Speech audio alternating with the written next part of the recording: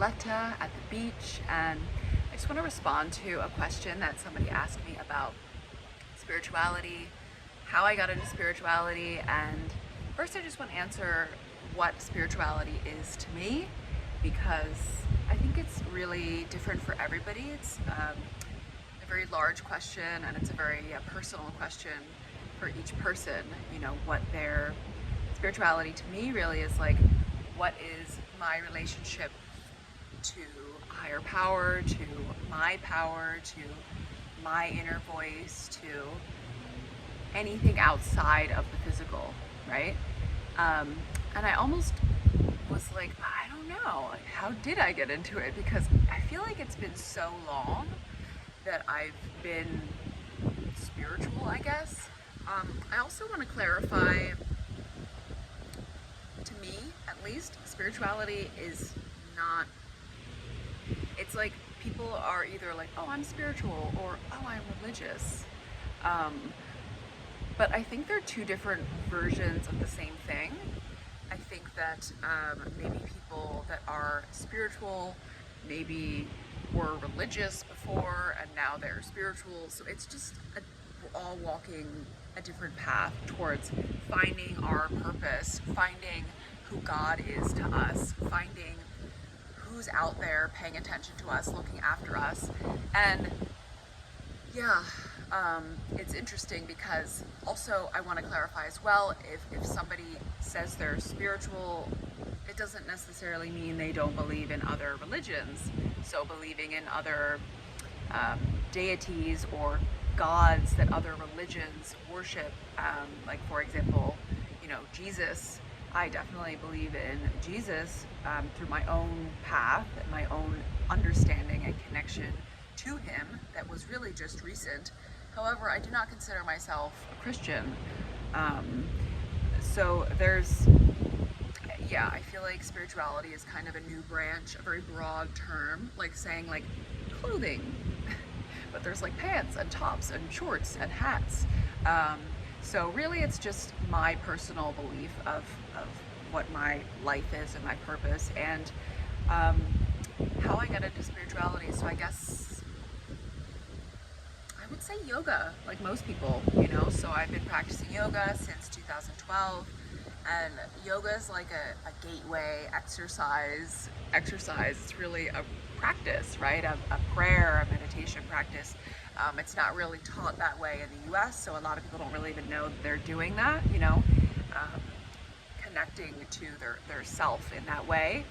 And I was practicing yoga for a very long time without it being, without going into the philosophy of what actually yoga is. And but I kind of was learning, you know, online. I think like most people, like learning on like different websites and books and things like that. And I guess my first moment of spiritual connection probably would be with plant medicine. So that was my first experiences where I felt outside of my body. I felt, I started to connect to, you know, the other realms in ceremony. So obviously having visions, receiving messages, receiving insight. Also, you know, one ceremony, I think it was my second ceremony. I wish I could remember this, but this is how plant medicine is. It shows you the way, or it gives you a teaching, and it gives you all the keys to that teaching. And then when you come back to your human life, you don't know how to access it again. So this is where the integration comes in, right? So my second ceremony, I remember my consciousness was taken above my body. And I felt that way even the day after the ceremony. So it was like my head was open, my chakra, top crown chakra was open, and I was, I was able to see like above, all the way around. I could even see in my body in the ceremony. And as we left the ceremony and I went back to my house, I remember I had this bird's eye view of everything, and I felt more me in that way. I felt like, oh, like this is more me. And I also I felt in that ceremony that there was no time. So I left that ceremony knowing and feeling in my core, in my soul, because my body, remember, like I just said, needs to have it integrated. The brain, the physical, needs to have human self, needs to have the lessons integrated to really understand and embody and walk this way in life after the lesson leaves, right? So I was like very connected to my soul, my spirit after the ceremony. I knew there was no time, no space, everything existed all at once, everything was here and now. And I felt this freedom of knowing that like the future doesn't matter, the past doesn't matter. I felt such relief in my anxiety, my worries, my fears, because I knew that all that mattered was now, and everything that was existing now in this moment, in this reality, was that I was safe, that I was whole, and that I was happy, and I was healthy, and I felt great, you know? And then the next day, my body started to come back, so the human experience started to set in more. And then I started to be removed, I guess, from my soul's perspective. So maybe that would be one of the first moments that I felt this, whoa, like different view, right, of awareness of the self. And then through that, since then, I think I just continued to just be curious. I didn't subscribe to, I didn't like actively not believe in God. I wouldn't have called myself an atheist, but I didn't believe in a God. Like I would have said, oh, I'm Christian, because I was raised Christian, but like nobody was really Christian in my family. We didn't read the Bible. I mean, I went to the church with my grandma and we went to Bible study, but I don't remember anything. And actually my grandma was quite dark. She was a bit demonic. So maybe that's why I didn't really pick up on that. But yeah, I said, oh, I'm Christian, or, you know, but I didn't actually, in my heart and soul, believe in a higher power or something outside of myself. I didn't really think about it. I grew up, like I said, with my grandmother, who was like, she was acting as Christian, but I really feel that she was more, I don't want to say worshiping the devil, but kind of like that, like doing a lot of bad things and having no regrets and lying and cheating and stealing, and yeah, that's how I grew up. So I didn't think, you know, when people do that too, and people do bad things, or, you know, things they feel guilty for, usually it's they think that there's no karma or nobody's watching or it doesn't matter. So I just thought like things didn't matter, and I didn't really look anymore. Also, I had a lot of trauma as well, so it was just a struggle just to survive in my life and just to be a human and try to be an adult and you know, do normal things. So really my number one goal was to feel better, to have escape from my pain, from my suffering, my emotional suffering, my physical suffering. So I would say that when I was addicted to drugs and alcohol for 10 years, I was definitely not believing in anything. I was opening myself up to energies that were not supportive to my health and well-being, right? But like when you do these actions, like taking drugs and alcohol, you don't know that you're doing it, but you're affirming a belief to yourself that there's no other way, or nobody cares about you, or, you know, like you're not loved, or you know, I don't know if that makes sense. But so by me doing this action, it was kind of affirming to my reality and creating more of this separation.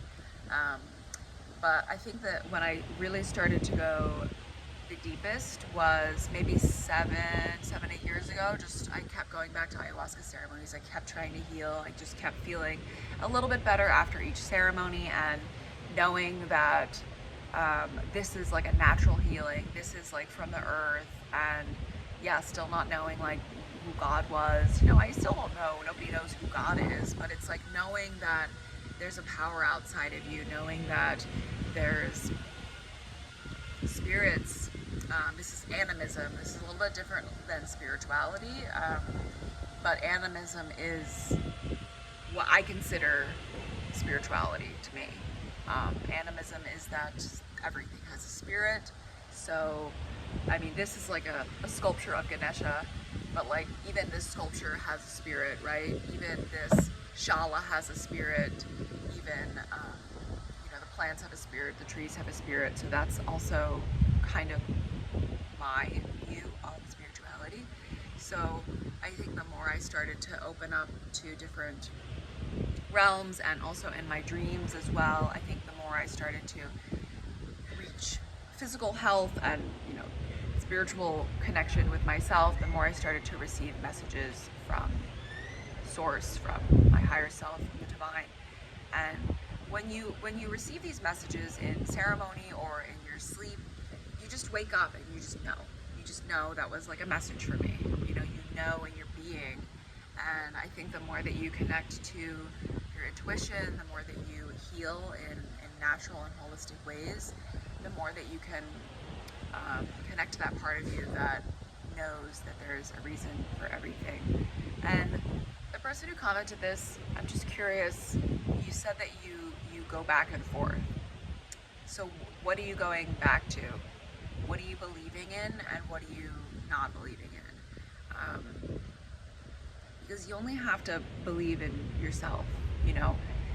Spirituality is becoming more and more and more and more diluted and more popular. So if you really want to, find yourself, I always suggest going straight to the source. So going to the indigenous tribes, going to India, learning straight from the gurus, like doing Vipassana, like try to do it like outside of a retreat.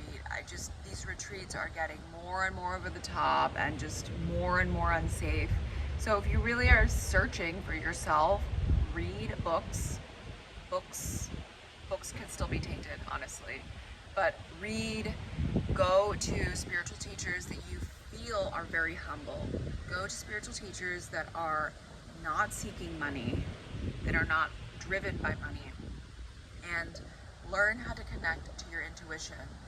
Heal your body through the foods that you eat, through the lifestyle that you have, and start to develop a relationship with yourself, because that is your gateway to God. Everybody's seeking for God in plant medicine and in yoga and in this therapy and in that therapy. And all of these therapies are really doing is leading you back to yourself. They're trying to lead you back within. Start a meditation practice. Meditate for 1 minute a day. Start to sit with your thoughts. Journal. You can start with EFT tapping as well. That's a really great way to learn how to get to know yourself. I offer these sessions.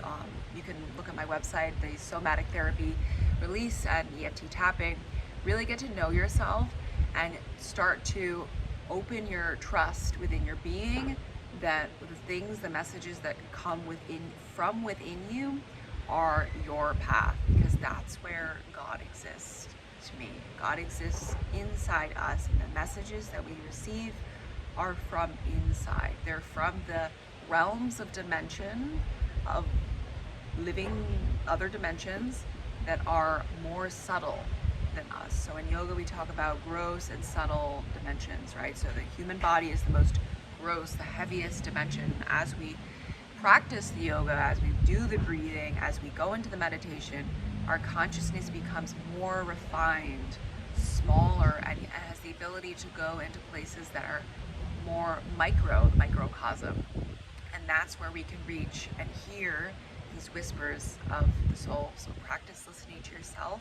Know that it takes time, and start to trust yourself. Start to trust yourself even when you make wrong decisions, or even when you make a mistake.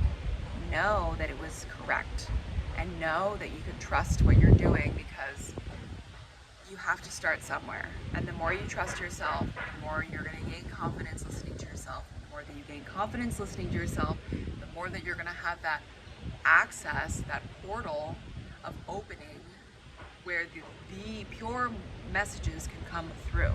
So if you don't start trusting yourself, you're not going to just have a profound message from God saying, like, you should do this to solve all your problems. It doesn't work like that. It's very, very slow practice of connecting with yourself, learning to love yourself as you are, forgiving yourself for the past and what you've done, all of your wrongdoings, giving yourself a second chance. and never forgetting that we are here for a reason. We're not just here to wake up and go to work and to make money and to get married and have friends and have sex and spend money and enjoy all the, sensations of living here. We are here for a much deeper purpose. And you know that everybody has this question. And this is the question that, when looked at, brings us back to ourselves. So it doesn't matter, remember, which teacher you're following, which guru, which god. We're all going back to the same source. We're all originating from the same source. And you know inside which one you like best, which one is going to make your soul grow more. So that's what I have for you today. Let me know how that lands, and I'll see you in the next video.